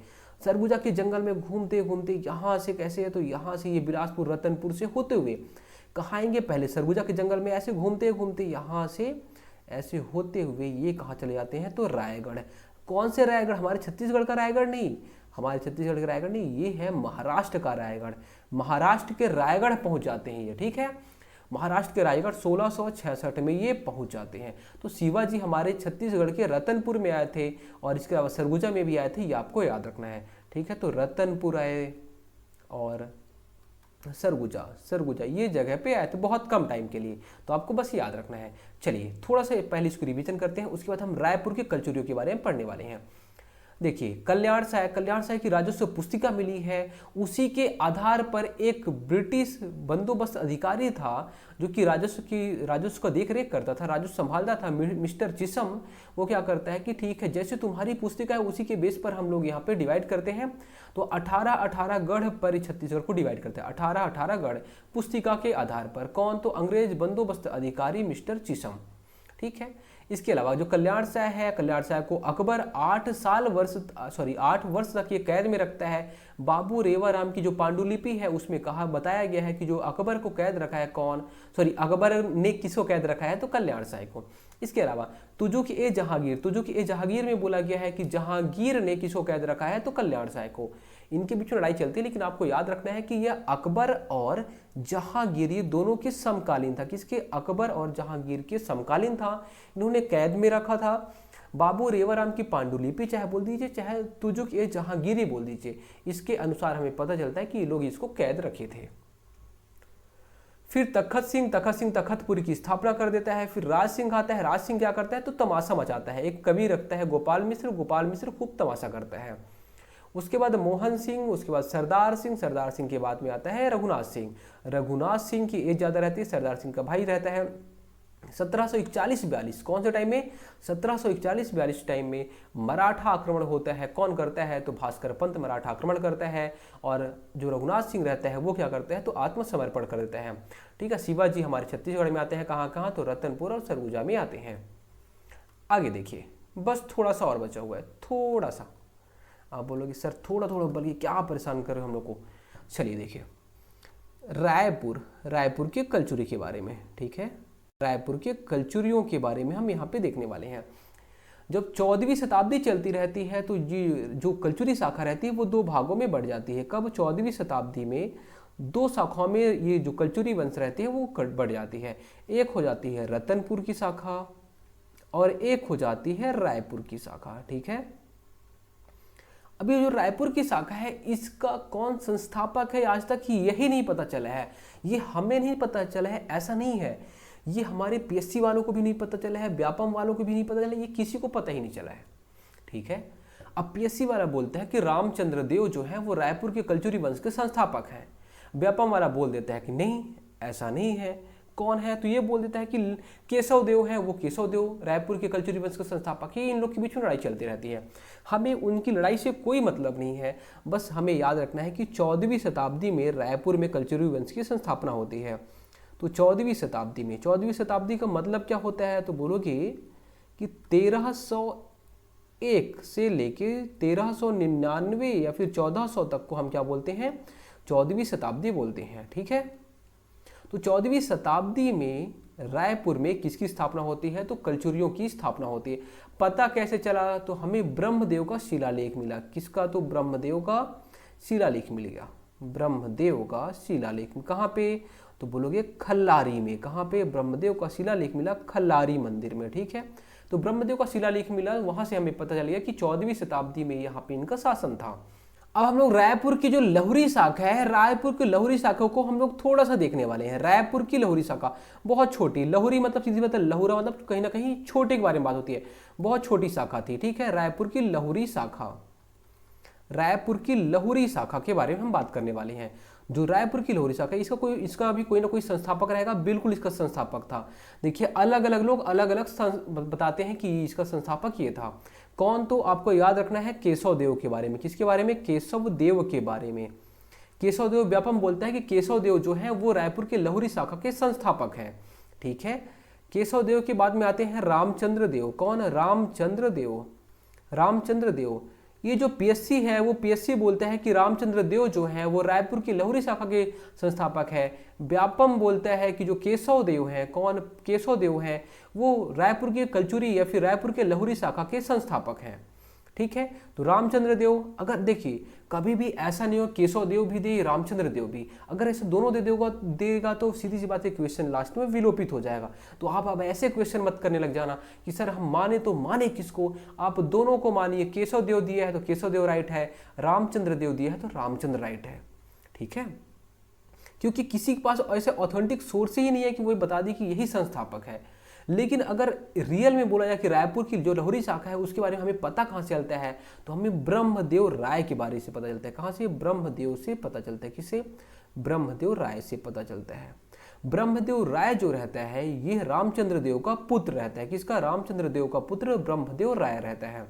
ठीक है, इसका शिलालेख हमें कहाँ मिला है? तो इसका जो शिलालेख मिला है वो खल्लारी मंदिर। कहाँ? खल्लारी। खल्लारी है कहाँ पे? तो बोलोगे खल्लारी जो मंदिर है वो महासमुंद में है। कहाँ पे है? महासमुंद में है। ठीक है, और खल्लारी मंदिर का निर्माण किसने कराया? तो ब्रह्मदेव का ही, ब्रह्मदेव राय के टाइम पे ही एक देवपाल करके मोची था। कौन? देवपाल मोची था। देवपाल मोची खल्लारी मंदिर का निर्माण करा था। और यही खल्लारी जो शिलालेख है, खल्लारी मंदिर में जो शिलालेख है, वहीं से हमें रायपुर की लहुरी शाखा के बारे में पता चलता है। तो आपको खल्लारी मंदिर आपको याद रखना है। खल्लारी मंदिर का निर्माण किसने कराया? देवपाल मोची ने। खल्लारी शिलालेख कहाँ पे है? महासमुंद में है, खल्लारी मंदिर में ही है। और वहीं से हमें रायपुर की लहुरी शाखा के बारे में पता चलता है। ये जो ब्रह्मदेव राय है, यहाँ पे आप ब्रह्मदेव राय के बारे में एक चीज और याद रखेंगे, ये 1409 में, कब? 1409 ईस्वी में रायपुर नगर की स्थापना करता है। किसकी? रायपुर नगर की स्थापना करता है और रायपुर को राजधानी बनाता है। कब? 1409 में रायपुर को राजधानी कौन बनाता है? पहली बार रायपुर राजधानी 1409 में बनती है। कौन बनाता है? तो ब्रह्मदेव राय बनाता है। ठीक है, कौन बनाता है? ब्रह्मदेव राय बनाता है। उसके बाद अलग अलग राजा आते रहते हैं। लास्ट में एक राजा रहता है, नाम क्या रहता है? अमर सिंह देव। अमर सिंह देव, क्या मस्त नाम है, देख सकते हैं। मतलब इसके बाद में फिर लहुरी शाखा का खत्म, मतलब सर्वनाश हो जाता है। कौन? अमर सिंह के बाद अमर हो गया अब ये, उसके बाद ये अंतिम शासक। यहाँ पे बीच में कितने 16-17 शासक आते हैं। तो आपको केशव देव याद रखना है, रामचंद्र देव याद रखना है, फिर ब्रह्मदेव राय के बारे में याद रखना है। क्या की चीजें? खल्लारी मंदिर है, खल्लारी मंदिर का निर्माण देवपाल मोची ने कराया ब्रह्मदेव राय के टाइम पे। और खल्लारी शिलालेख से ही हमें पता चलता है किसके बारे में? तो ब्रह्मदेव राय के बारे में। जो राजधानी बनी गई थी रायपुर, उसके बारे में पता चलता है। ठीक है। फिर अमर सिंह देव ये अंतिम शासक था 1750 ईस्वी में, ठीक है। हमने आपको शुरू में बताया था कि 1741 कुछ लोग बोलते हैं, वो रतनपुर की जो कलचुरी शाखा रहती है वो 1741 तक रहती है। भास्कर पंत आक्रमण करके क्या कर देते हैं, खत्म कर देते हैं। लेकिन जो रायपुर की कलचुरी शाखा रहती है वो 1750 तक रहती है अमर सिंह के रूप में। यहाँ भी मराठा आक्रमण करके खत्म कर देते हैं, ठीक है। तो 1000 से लेके 1750 750 साल की कहानी आपको समझ में आ गई होगी। 750 तक की कहानी हमारी जुबानी। चलिए थोड़ा सा बचा है, हम इसको एक बार रिवीजन कर लेते हैं। रायपुर दो भागों में है ना, सॉरी यहाँ पे हमें क्या करना था, कलचुरी शाखा। कलचुरी शाखा जो रहती है वो दो भागों में बढ़ जाती है। कलचुरी शाखा एक रतनपुर रायपुर में। 14वीं शताब्दी में रायपुर वाली शाखा जो रहती है वो ब्रह्मदेव के खल्लारी, ब्रह्मदेव द्वारा जो ब्रह्मदेव के टाइम पे खल्लारी जो शिलालेख है, खल्लारी मंदिर है, वहां से हमें पता चलता है ब्रह्मदेव के टाइम में, और खल्लारी मंदिर का निर्माण देवपाल मोची ने कराया था। खल्लारी शिलालेख में हमें पता चलता है कि ब्रह्मदेव के टाइम पे रायपुर राजधानी बनाई गई थी, ठीक है। रायपुर की लहुरी शाखा संस्थापक कौन रहते हैं, केशव देव, रामचंद्र देव रहते हैं।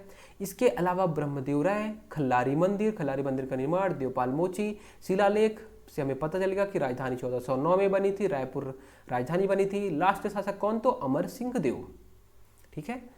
इसके अलावा आप देखिए यहाँ पे सारी चीजें कहानी के रूप में है। किसके रूप में, कहानी के रूप में। हम इसको अब नहीं पढ़ने वाले, ऐसा क्यों, क्योंकि क्लास बहुत लंबी हो जाएगी। हमने आपको सब कुछ समझा दिया है, सारा चीज हमने आपको समझा दिया है। अगर अब आप इसको पढ़ेंगे तो बोलेंगे हाँ आपने जो समझाया है वही है। रत्नदेव प्रथम के बारे में कुछ नहीं है। देखिए उसका विवाह कोमोमंडल की जो अधिपति वज्जू या फिर वजू वर्मा की जो पुत्री रहती है नोनल्लाई, यही बस आपको एक तो फैक्ट थोड़ा सा पढ़ने के लिए मिल जाएगा। इसके अलावा सारा चीज हमने आपको पढ़ाई दिया है। आप यहाँ पे देखिए तालाबों का निर्माण, महामाया मंदिर पढ़ा दिया है हमने। पृथ्वीदेव प्रथम, देखिए पृथ्वीदेव प्रथम शासक बन जाते, सकल कौशलाधिपति बन जाती, उपाधि हो जाती है। इसके अलावा 21,000 ग्राम का स्वामी हो जाता है। पृथ्वी देवेश्वर नामक मंदिर का निर्माण हो जाता है, विशाल सरोवर बनाता है। देखिए और सारी चीज तो हमने करा दी है। अब आपको क्या करना है, आप कहीं भी डाउट लगे तो आप क्लास फिर से देखिए। इसके अलावा ये जो पीडीएफ है, ये पीडीएफ में आप इसकी हेल्प ले सकते हैं फ्यूचर में, अगर मान लीजिए आपको कोई दिक्कत होती है तो। दोस्तों उम्मीद करता हूँ सारा चीज आपको समझ में आया होगा। इसके अलावा अगर आपको कुछ भी डाउट लगता है तो आप हमें मैसेज कमेंट कर सकते हैं। धन्यवाद।